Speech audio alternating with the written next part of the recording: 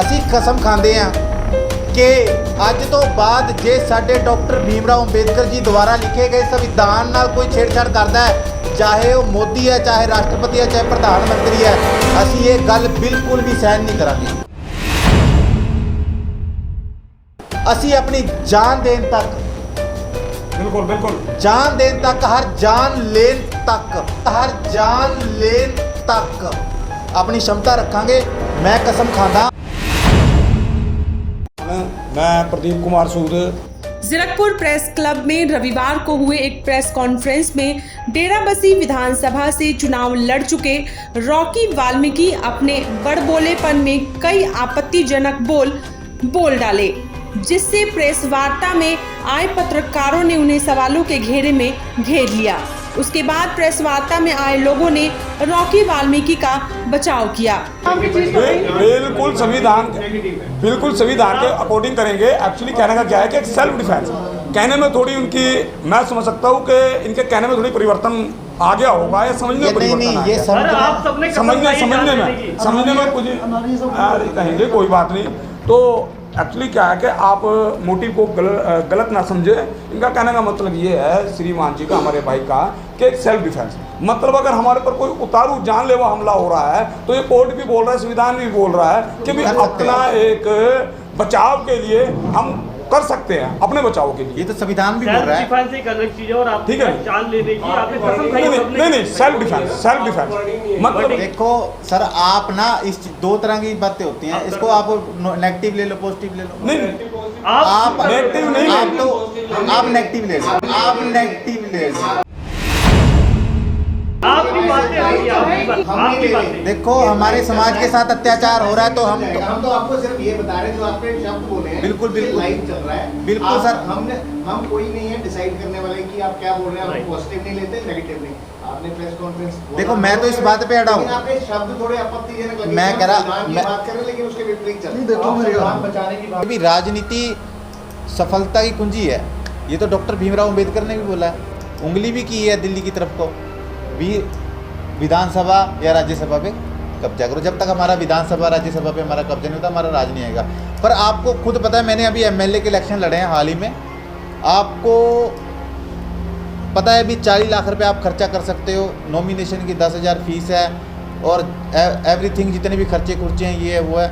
पर मुझे आज के टाइम पे एक पता लगा भी डॉक्टर भीमराव अंबेडकर जी ने सबको राइट दिया था, संविधानिक राइट दिया था भी गरीब बंदा, एक झाड़ू वाला भी, एक पोछे वाला भी, एक मोची भी इलेक्शन लड़ सकता है।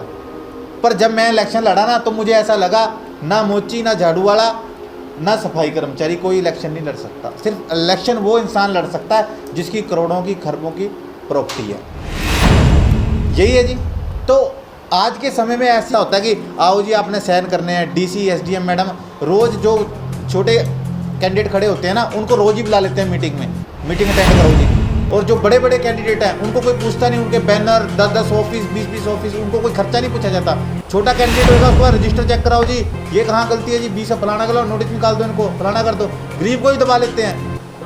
क्या करें हम? इलेक्शन कमीशन पे आरोप लगा रहे हैं कि वो पैसे वालों की तरफ ज्यादा झुकाव है और जो लोगों के, आप बात ना चेंज करो सर, मैं आरोप नहीं लगा रहा। आप ना देखो सर, आप मेरे मुंह में लफ्ज ना डालो। मैं ये कह रहा, मैं आरोप नहीं लगा रहा। मैं सर एक मिनट, मैं क्या कहने की कोशिश कर रहा हूँ कि जो मेरे साथ, सर एक मिनट, जो सर क्वेश्चन किया उन्होंने, अरे क्वेश्चन किया उन्होंने सर, इल्जाम लगाया है कि वो पैसे वालों को ना बुलाकर जो गरीब तबके के लोग इलेक्शन में खड़े होते हैं उन्हें बुलाया जाता है। आप ये देखना जितने कैंडिडेट है ना वो सारे डीसी दफ्तर में मिलेंगे आपको, और दूसरे कैंडिडेट वो सारे प्रचार करते मिलेंगे। सर कहो कि हाँ मेरे साथ हुआ, मैं तो कह रहा हूँ, मैं कह रहा हूँ, मैं आप बीती बता रहा हूँ सर, आप बीती बता रहा हूँ। ठीक है चलो जी, 2 शब्द नाराज जी, ठीक है। ये आप सभी को पता है कि देश का संविधान बाबा अम्बेडकर साहब ने लिखा था और इस वक्त मैं जीरकपुर में मौजूद हूँ और यहाँ मेरे साथ कुछ बाबा अम्बेडकर साहब के नक्शे कदम पर चलते हुए एक संस्था शुरू कर रहे हैं, संविधान बचाओ भारत। संविधान सभी के लिए है, लेकिन आपके समाज ने ही क्यों ये जिम्मा लिया संविधान बचाओ के लिए? हमारे समाज के लिए ही नहीं खाली संविधान है, संविधान पूरे भारत के लिए है। ठीक है, मगर कहीं ना कहीं हम देखते हैं, हमारे को प्रेरणा मिलती है कि हमारे ही समाज में से अम्बेडकर साहब, बाबा भीमराव अम्बेडकर साहब जो विश्व रत्न हैं, वो थे और वो हैं आज भी हमारे दिलों में हैं, विराजमान है, हमारी आत्मा में है, विराजमान है। ऐसा नहीं है, संविधान खाली एक विशेष समाज के लिए, विशेष जाति के लिए स्थापित नहीं किया अम्बेडकर साहब। आप वाल्मीकि समाज से हैं, बाबा अम्बेडकर समाज जो थे वो भी वाल्मीकि थे, तो ऐसा तो नहीं कि आप अपने समाज को या फिर इस जातिवाद को लेकर अपनी जातिवाद को उत्कृष्ट करने के लिए या फिर देश में एक वर्चस्व हासिल करने के लिए आप ये आंदोलन कर रहे हैं? नहीं, ऐसी बात नहीं है। जो ज्योतिबा फुले जी थे, आपको पता होना चाहिए, जो महात्मा है, वो एक साहब का हमने महात्मा का ही उनको उपाधि मिली है, तो उनको भी अम्बेडकर साहब ने अपना गुरु माना है। तो कहीं ना कहीं उनकी ही नीतियों को रखते हुए और उन्हीं के ही विचारों को संगठित करते हुए तो कहीं ना कहीं भोगा है ना अम्बेडकर साहब ने, इस चीज़ को झेला है, देखा है कि भी शोषण क्या होता है, उत्पीड़न क्यों होता है। तो आज से थोड़ी ना उत्पीड़न है, 5000 साल से हमारे साथ उत्पीड़न चला रहा है। जो शूद्र हैं हम हमारे को शूद्र बता दिया, 4 वर्ण बनाए हैं मनु ने। तो प्रथम बना दिया ब्राह्मण, दूसरे नंबर पर बना दिया क्षत्रिय, तीसरे नंबर पर बना दिया वैश्य, चौथे नंबर पर हमारे को बना दिया शूद्र। तो शूद्र के अंदर 6747 कैटेगरी आती है, जातियाँ आती हैं। तो खाली एक वाल्मीकि समाज का या रविदास समाज का ये आंदोलन नहीं है, ये सर्व समाज का है, सभी का है। 6747 जातियों का है ये हमारा एक का नहीं है।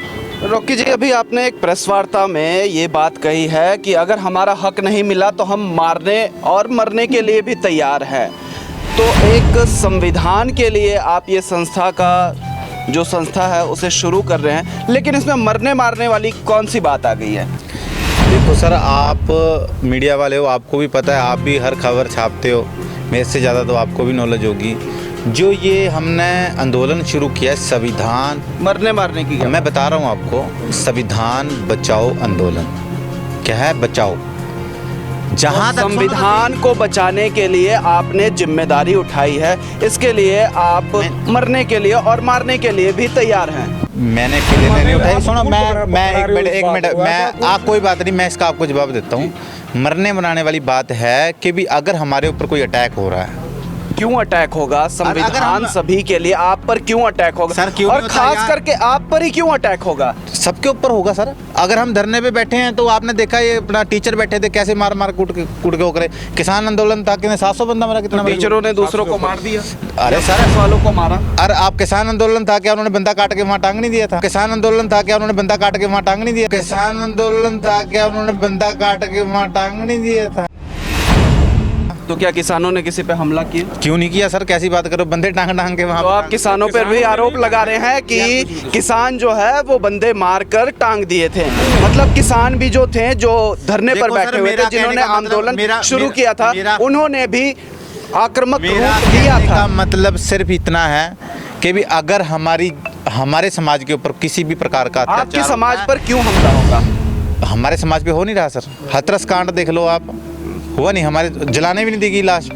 आप ऐसी बात ना करो क्योंकि आप मीडिया वाले हो, आपके मुंह से चीनी लग रही है बात। आप ऐसी बात ना करो क्योंकि आप मीडिया वाले हो, आपके मुंह से चीनी लग रही है बात। तो हमें तो कई बार ऐसा लग रहा है जैसे आप सवाल जवाब कर रहे हो ना, तो हमें ऐसा लगता है कि भी आप इस चीज को घेरने में आ रहे हो, इस चीज को घेरने में आ रहे हो। इसको घेरने में, इसको कोई बढ़ावा नहीं है, हम घेरने में नहीं, आप जो आपकी वाणी है, जो आपकी वाणी है उसी पर सवाल नहीं है। आपको एक बात बताऊं, अगर आपके ऊपर हमला होता है या अगर आपकी माँ को, अगर बाप को कोई कुछ कहता है तो हम जान देने तक जाते हैं और जान लेने तक भी जाते हैं, कहते हैं ना। तो ऐसे ही है, संविधान हमारी माँ है, संविधान हमारा बाप है। अगर कुछ नहीं सर, सभी खास व्यक्ति के लिए नहीं है संविधान, क्या सभी के लिए सर? हम तो कह रहे हैं खास जाति के लिए नहीं है। सर, किसी खास जाति के लिए नहीं है, ये हमें भी पता है, बट हमारे लिए जो हम तो याद कर रहे हैं ना, हमें तो एहसान है ना। अगर आपके लिए नहीं है, कोई एहसान नहीं कर रहा उस चीज़ को, हम तो एहसान ले रहे हैं ना। हमारे लिए डॉक्टर भीमराव अम्बेडकर संविधान के तहत देश का हर व्यक्ति, हर एक नागरिक आता है, लेकिन ये बात आपने प्रेस वार्ता में कही है कि अगर हमें हमारा हक नहीं मिला तो हम किसी को मारने से भी परे नहीं हटेंगे। ऐसा नहीं, पूरी बात बोलो, पूरी बात बोलो। मैंने ये बात बोली है, हम जान दे भी सकते हैं, जान ले भी भी सकते हैं, मरने मराने वाली बात नहीं, मरने मराने वाली जान दे भी सकते हैं। किस हक की मांग करते हैं? क्या आपने भी किसान आंदोलन की बात की है। किसान आंदोलन के अंदर रॉकी जी खुद गए हैं, अपना एक बढ़िया मतलब एक जनता इकट्ठी करके अपने साथी मजदूर साथी, मैं खुद नगर कौंसिल एम्प्लॉय सफाई कर्मचारी अटैक जीरकपुर से प्रधान भी हूँ, मैं खुद अपनी एक दो बसें लेके गया हूँ, दो बसें लेके गया हूँ बॉर्डर के ऊपर। अभी आपने देखा होगा राजस्थान के अंदर क्या हुआ, जितेंद्र महगवाल की मूंछों के ऊपर जितेंद्र, हाँ बिल्कुल, वो हमारा भाई नहीं है, जितेंद्र महगवाल की मूंछें रखने के चक्कर में ही उसको जो है गोलियों से भून दिया गया है। क्या ये हनन नहीं है संविधान का? क्या ये हमारी जाति पे हमारी जो जाति है, जो हमारे समाज के लोग हैं, क्या उनको मारा नहीं जा रहा है? तो कुल मिलाकर आप अपनी जाति के लिए ये लड़ाई लड़ रहे हैं? जाति के लिए, हर एक उस आदमी के लिए, सभी जाति के लिए, 6747 जाति के लिए हम आंदोलन जो ये बनाया है संविधान बचाओ आंदोलन, ये यहाँ से आगाज हो चुका है जीरकपुर से, और ये पूरे भारत में कार्य करेगा। जीरकपुर में काम करेगा, पंजाब में काम करेगा, राजस्थान में काम करेगा, मध्य प्रदेश में, महाराष्ट्र में, पूरे इंडिया में, पूरे भारत में इसका नाम ही रखा गया संविधान बचाओ आंदोलन भारत। जैसे आप संविधान बचाओ भारत को लेकर जिस तरह से आपत्तिजनक बयान प्रेस वार्ता में दी गई है, क्या ये राजनीतिकरण है? नहीं सर, पहले तो शर्मा जी मैं आपका बहुत बहुत धन्यवाद करता हूँ और आपके चैनल का भी। बाकी जो आप तूल पकड़ रहे हो ना, प्लीज़ मैं रिक्वेस्ट करता हूँ आपसे उसको ना पकड़िया जाए। प्रेस वार्ता में जिस तरह की वाणी बोली गई है उसी पर सवाल है प्रेस की तरफ से। नहीं, प्रेस की तरफ से मैं वही जवाब आपको दे रहा हूँ कि जो रॉकी ने बोला है ना कि जान हम दे भी सकते हैं और ले भी सकते हैं। हमने लेनी जब है जब हमारे समाज के, हमारे भाईचारों के, हमारी माताओं बहनों पे बात आएगी तो फिर तो लेनी पड़ेगी ना शर्मा जी, फिर तो लेनी पड़ेगी। क्या कानून व्यवस्था, क्या देश में किसी तरह की कानून व्यवस्था खत्म हो गई है जो आपके समाज पर अटैक होगा या किसी तरह की? सर आपको पता है शर्मा जी, आप ही स्पीच लेके आए थे, दड़वा पिंड गए थे, हमारे समाज का ही गुरु है बाबा देवनाथ, उन पे हमला हुआ है। आपको पता है, आपको खुद पता है, मेरे को बताने की जरूरत नहीं है उन पे वो हमला क्यों हुआ है, मेरे को ये बताइए आप। पर्चा दर्ज हुआ वहाँ पे? नहीं हुआ। वो स्पीच लेने वाले भी शर्मा जी आप ही हो, हम नहीं है, ये हमारा समाज है। नहीं बिल्कुल नहीं, हम किसी और को भी नहीं प्रेस वालों को कह सकते।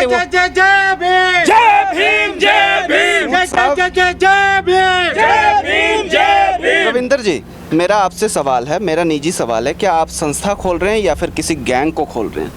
सर गैंग कोई नहीं हैगा। मैं देखो ਸਾਡੇ ਬੰਦੇ ਪੜ੍ਹੇ ਲਿਖੇ ਆ, ਇੱਕ ਐਮਐਲਏ ਦੇ ਉਮੀਦਵਾਰ ਸੀਗੇ ਸਾਡੇ ਡੇਰਾ ਬਸੀ ਇਲੈਕਸ਼ਨ ਖੜੇ ਰੋਕੀ जी, बड़े इंटेलिजेंट। किसी ने ये भी आरोप लगाया है कि जो पैसे वाले नहीं हैं उनको डीसी साहब बुलाकर जो ऑफिस में है वो इंट्रोग्रेट या फिर किसी तरह की सवाल करते हैं, मीटिंग पे मीटिंग करते हैं, लेकिन जो पैसे वाले लोग हैं उन्हें नहीं बुलाया जाता है। ये कुल मिलाकर इलेक्शन कमीशन पे आरोप लगाया गया है प्रेस वार्ता। कोई आरोप नहीं सर, ਇਹ ਫੈਕਟ ਹੈਗਾ। ਤੁਸੀਂ ਗੱਲ ਸੁਣੋ ਮੇਰੀ, ਇੱਕ ਤਾਂ ਹੁਣ ਗਰੀਬ ਬੰਦਾ ਇਲੈਕਸ਼ਨ 'ਚ ਖੜਾ, ਇੱਕ ਅਸੀਂ ਆਪ ਦੇਖਿਆ ਸਾਈਕਲ ਤੇ ਜਾ ਕੇ ਉਹਨੂੰ ਡਾਇਮੰਡ ਦਾ ਵਿਚਾਰੇ ਨੇ ਲਿਆ ਵਾ, ਉਹ ਇਲੈਕਸ਼ਨ 'ਚ ਲੜ ਰਿਹਾ, ਉਹਨੂੰ ਬਾਰ-ਬਾਰ ਆਪਣਾ ਇਹ ਬੁਲਾਉਂਦੇ ਆ ਦਫ਼ਤਰ ਵਾਲੇ, ਤੂੰ ਐਂ ਕਰ ਫਲਾਣਾ ਕਰ, ਉਹ ਵਿਚਾਰਾ ਸਾਈਕਲ ਤੇ ਨਹੀਂ ਗਰਮੀ ਦੇ ਵਿੱਚ ਜਾ ਵੀ ਰਿਹਾ। ਇਹ ਸੱਚਾਈ ਆ ਦੇਸ਼ ਦੀ ਬਦਕਿਸਮਤੀ ਆ ਕਿ ਅੱਜ ਪੈਸੇ ਵਾਲੇ ਦਾ ਬੋਲਬਾਲਾ, ਜਿਹੜਾ ਗਰੀਬ ਬੰਦਾ ਉਹਦੀ ਬਿਲਕੁਲ ਨਹੀਂ ਚੱਲਣ ਦਿੰਦੇ, ਪੈਸੇ ਵਾਲੇ ਜਿੱਤ ਰਹੇ ਆ। ਹੁਣ ਇੱਕ ਡੀਸੀ ਬੈਠੇ ਆ, ਐਸਡੀਐਮ ਬੈਠੇ ਆ ਉਰੇ ਆਪਣਾ, ਉਹ ਸਿੱਧੇ ਗੱਲ ਕਰਦੇ ਐਮਐਲਏ ਸਾਹਿਬ ਤੁਸੀਂ ਆ ਰਹੇ ਆ, ਜਿਹੜੇ ਪੁਰਾਣੇ ਐਮਐਲਏ ਨੋਮੀਨੇਸ਼ਨ ਭਰ ਚੁੱਕੇ ਆ, ਉਹ ਨਹੀਂ ਜੀ ਮੈਂ ਆਪਣੇ ਪੁਰਾਣੇ ਬੰਦੇ ਨੂੰ ਭੇਜ ਰਿਹਾ, ਮੇਰਾ ਸੈਕਟਰੀ ਆ ਰਿਹਾ, ਉਹ ਸਾਈਨ ਕਰਕੇ ਚਲੇ ਜਾਂਦਾ।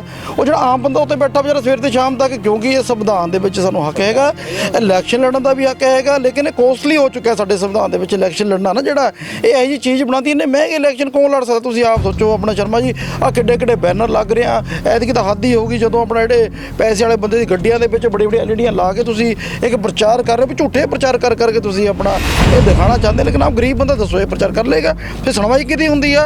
पैसे वाले बंदे की सुनवाई होती है। ये जनता का फैसला है कि प्रचार के माध्यम से किसी को वोट देती है या फिर किसी से सर ਸਾਡੇ ਹਲਕੇ ਦੀ ਮਿਸਾਲ ਲੈ ਲਓ, ਮੈਂ ਆਪ ਦੇਖਿਆ ਮੇਰੇ ਕੋਲ ਇਹੋ ਜਿਹੇ ਵੀ ਬੰਦੇ ਆ ਜਿਹੜੇ ਕਹਿੰਦੇ ਜੀ ਆਪਣਾ 2 ਬੋਤਲਾਂ ਤੇ 1000 ਰੁਪਇਆ ਦੇ ਕੇ ਗਏ ਆ ਪਰ ਬੰਦੇ ਨੂੰ, ਲੋਕੀ ਕਹਿੰਦੇ ਆ ਸਰ ਆ ਕੇ ਇਸ ਫੀਲਡ ਦੇ ਵਿੱਚ ਰਹਿੰਦੇ ਆ ਆਪਣਾ।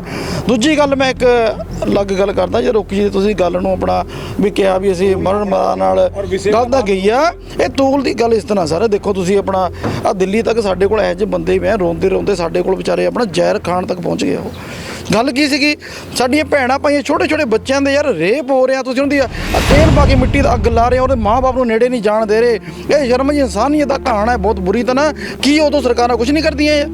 ਆ ਕਿਸਾਨ ਮਾਰਦੇ ਗੱਡੀ ਥੱਲੇ ਦੇ ਕੇ ਉਹ 3-4 ਮਹੀਨੇ ਰਹੇ ਅੰਦਰ ਜਾ ਕੇ ਫੇਰ ਬਾਹਰ ਆ ਕੇ ਦੱਸੋ ਇਹ ਗਰੀਬ ਬੰਦੇ ਤੇ ਕਿਉਂ ਕਾਨੂੰਨ ਲਾਗੂ ਹੁੰਦਾ ਹੈ ਨਾ, ਬੰਦੇ ਤੇ ਕਿਉਂ ਨਹੀਂ ਕਾਨੂੰਨ ਲਾਗੂ ਹੁੰਦਾ ਜਿਨ੍ਹਾਂ ਤੇ ਆਪਣੇ ਇੱਕ ਦਲਿਤ ਦੀ ਕੁੜੀ ਦੇ ਨਾਲ ਰੇਪ ਕਰਦੇ ਆ, ਭੈਣ ਚੋਂ 10-10 ਬੰਦੇ ਰੇਪ ਕਰਦੇ ਆ, ਬੰਦੇ ਰੋਜ਼ ਆ ਸਾਡੇ ਦੇ ਵਿੱਚ। ਸਾਡੇ ਸਮਾਜ ਦੇ ਵਿੱਚ ਵਾਲਮੀਕ ਸਮਾਜ ਦੀ ਕੁੜੀਆਂ ਨਾਲ ਕਿਉਂ ਧੱਕਾ ਹੁੰਦਾ? किसे ला के देखो आज तक ਜਿਹੜੇ बड़े हैं अपना पता लगे ਤੁਹਾਨੂੰ ਕੀ किस भाव। अरविंद केजरीवाल जी एक आंदोलन के जरिए उन्होंने राजनीति की शुरुआत करी और दिल्ली के मुख्यमंत्री बने और कुछ समय पूर्व ही उन्होंने पंजाब में भारी बहुमत से उनकी पार्टी ने जीत हासिल करी है, जबकि उन्होंने कभी भी इस तरह का बयान नहीं दिया है कि मेरे साथ धक्काशाही हो रही है या फिर मुझे सरकार ने दबाने की कोशिश करी है या संविधान को लेकर किसी भी तरह की बयानबाजी नहीं करी। फिर भी उन्होंने राजनीति में इस समय एक अच्छा वर्चस्व हासिल किया हुआ है। इस चीज़ को कैसे देखते हैं आप? देखिए, केजरीवाल तो खुद वेश्य है, उन पे तो अत्याचार हो ही नहीं सकता। देखिए, केजरीवाल तो खुद वेश्य है, उन पे तो अत्याचार हो ही नहीं सकता। अत्याचार तो हम अनारियों पर इसका मतलब आप कहना चाहते हैं कि जो छोटी जाति के लोग हैं उन पे अत्याचार हो रहा है। इस मुझ पे विश्वास है। इस आजाद मुझे बोलने दो। मुझ पे विश्वास है। इस आजाद मुझे बोलने दो। इस आज़ाद देश में छोटी जाति पर जो है वो अत्याचार हो रहा है, आप ये कहना चाहते हैं? ये अत्याचार रोज होते हैं, कहाँ नहीं होते? आज़ाद भारत में, आज़ाद भारत में रोज अत्याचार होते हैं। कौन कह रहा है आज़ाद भारत? कौन कह रहा है आज़ाद भारत? आज़ाद भारत में रोज गरीबों पर, मजदूरों पर, मुस्लिमों पर रोज अत्याचार होते हैं। अत्याचार, आप ये कहना चाहते हैं कि जो भी देश में क्राइम हो रहा है, कहीं भी हो रहा है, वो केवल वाल्मीकि समाज के लोग हैं और जो दूसरे समाज के, दूसरे जाति के जो लोग हैं उनको नहीं मारा पीटा जाता या उनके साथ किसी तरह की क्रिमिनल या फिर आपराधिक घटनाएं नहीं होती है? देखिए, ये तो हमने किसी ने भी नहीं कहा शुरू से लेके अब तक। आप शायद यही कहना चाह रहे हैं? नहीं, बिल्कुल नहीं कहना चाह रहे। ये कोई पर्टिकुलर वाल्मीकि समाज के साथ थोड़ी होता है। जो गरीब है, जो मजदूर है, जो मजलूम है, उनके साथ होता है, चाहे वो और अपर कास्ट में भी हो, सबके साथ होता है। गरीब किसी भी कास्ट में। अब मेरे साथी ने, उसका कहने का मतलब ये था कि जो आंदोलन चलाने वाले लोग हैं वो डरपोक लोग आंदोलन नहीं चलाएंगे, क्योंकि सबकी हक और हकूक़ की बात करनी है, संविधान में रहकर के कार्य करना हमने, और 6743 जातियों को लेकर के जाना और उनको इंसाफ दिलाना है। उनका कहने का ये मतलब था, मेरे छोटे भाई युवा हैं, लेकिन उनका अर्थ सही था, लेकिन वो थोड़ा सा अर्थ सही था कि कैसे? या हम संविधान को बचाने के लिए मर जाएंगे या फिर मार। नहीं। अब सुनो, आपने हमारी बात तो सुनो, हम क्या कहना चाहते हैं। उनका कहने का मतलब ये था कि हम मार देंगे। नहीं, ये मतलब नहीं था। बाबा साहिब के जो शब्द लिखे हुए हैं वो उनका ये मतलब था, लेकिन उसको यू टर्न दे दिया हमने सबने, और उसको बाबा साहिब ने संविधान में ये कहीं नहीं लिखा है कि संविधान को बचाने के लिए मार दो या मर जाओ। अरे नहीं, बाबा साहिब की वहाँ संविधान की बात नहीं कह रहे, लेखक और जो राइटर उन्होंने क्या लिखा है ये आपको बताना चाहते हैं, अगर आप सुनेंगे तब ना। जी बताइए। उन्होंने ये कहा है कि जो मरने से डरते हैं, उनका ये कहने का मतलब था, जो मरने से डरते हैं वो कभी आंदोलन नहीं चला सकते, और जो हक है वो मांगने से नहीं छीनने पड़ते हैं। उनका ये कहने का ये मतलब था। जीरकपुर में एक संस्था बनी है संविधान बचाओ भारत, देखते हैं कि ये आगे क्या कार्य करती है, ये आने वाले समय में देखेंगे। कैमरामैन अमित के साथ अमर शर्मा की रिपोर्ट।